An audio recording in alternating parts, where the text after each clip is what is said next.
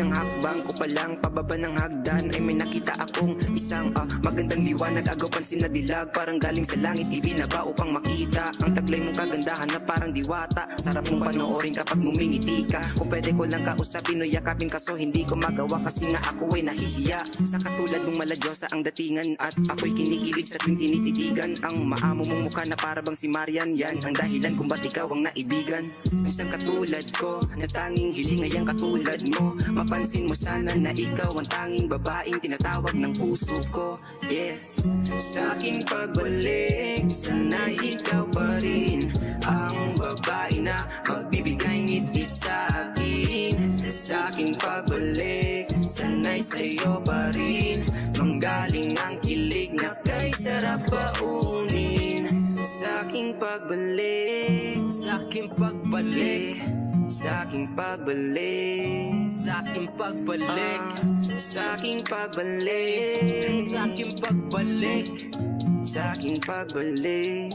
Yo, ako nagdadalawang isip kung ito ba ay totoo o isa lang panaginip. Dahil ang ganda mo ay kakaiba, ikaw ang laging hanap sa aking mata.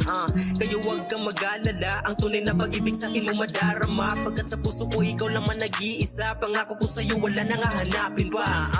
Ano ba ang dapat kong gawin upang ang puso mo'y aking maangkin? Para kang hangin, di ko magawang yakapin, pero kaya na kaya kitang damhin. Nang sa katulad ko, na tanging hiling ay ang katulad mo. Mapansin mo sana na ikaw ang tanging babaeng tinatawag ng puso ko. Yeah.